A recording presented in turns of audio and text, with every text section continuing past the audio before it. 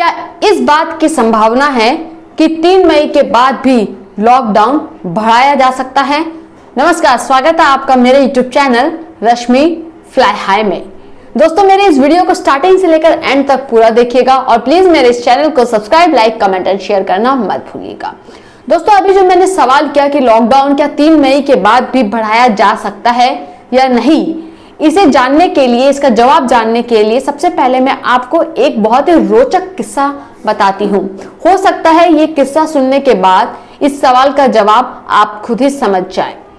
तो बात ऐसी है कि एक बच्चा था 6-7 साल का, जिसे लूज मोशन हो रहे थे। उसकी मम्मी उसे डॉक्टर के पास लेकर जाती है। डॉक्टर उस बच्चों को टेस्ट करने के बाद 5-6 दिन की दवाई देता है और कुछ नियमों का पालन करने के लिए कहता है, और साथ में ये भी कहता है बच्चे की मम्मी से कि 3 दिन के बाद एक बार फिर से मुझे दिखाने के लिए आ जाना बच्चे को। अब जो मम्मी है बच्चे की, वो देखती है कि डॉक्टर ने तो 5-6 दिन की दवाई दी है और वो 3 दिन के बाद ही आने के लिए क्यों कह रहा है।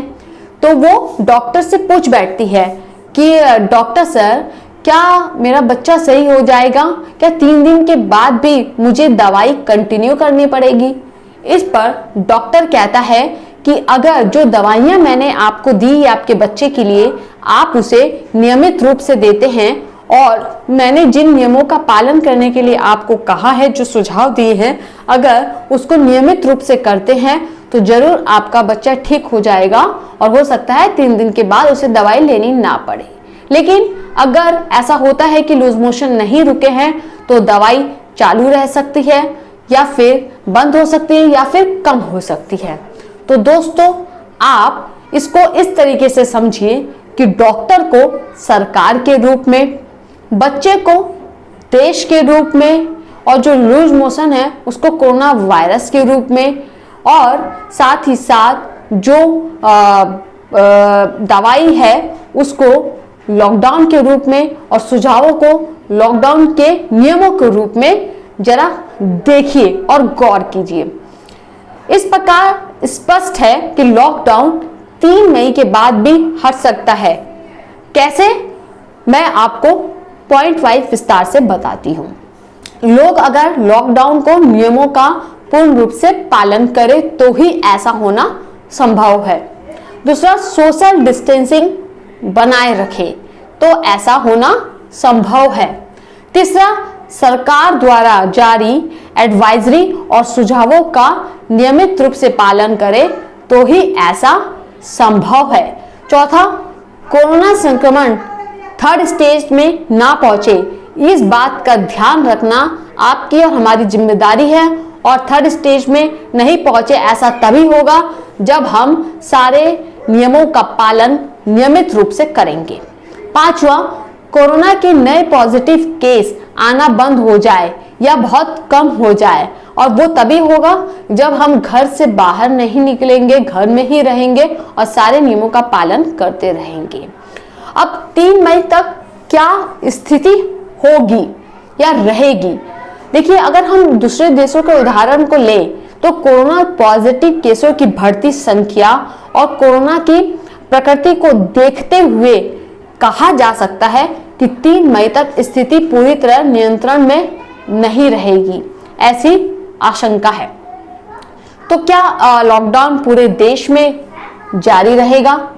जी नहीं। देश के अधिकतर जो दैनिक वेतनभोगी श्रमिक है, मजदूर है, किसान है, व्यापारी हैं, इतने लोग लॉकडाउन से परेशान हैं। उनकी रोजी रोटी संकट में है। इसे देखते हुए 20 अप्रैल को सरकार एक राज्य, शहर, कस्बे, तहसील का पुलिस थाना क्षेत्र का फीडबैक लेकर समीक्षा करना शुरू कर चुकी है। जहां पॉजिटिव केस नहीं है या ना के बराबर है या स्थिति नियंत्रण में है, वहां कुछ छूट दी जा रही है।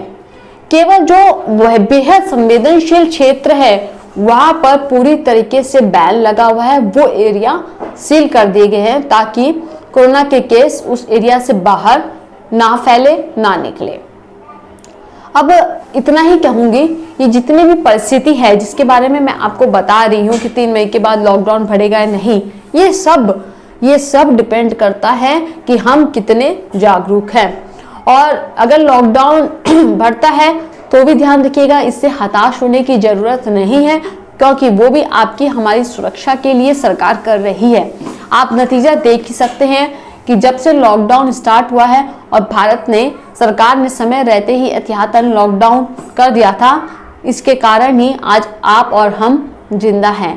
तो अगर हमें 3 मई के बाद भी सरकार को ऐसा करना पड़ेगा या पड़ सकता है, तो इसमें भी आप सरकार को अपना पूरा सहयोग दें, क्योंकि कुछ दिन और अगर हम घर में बैठ लेंगे तो पूरी जिंदगी हमें सौगात में मिलेगी। इस बात को नहीं भूलना है। तो इसीलिए सारे नियमों का पालन करते रहें, अपनों के साथ घर में रहें, सुरक्षित रहें।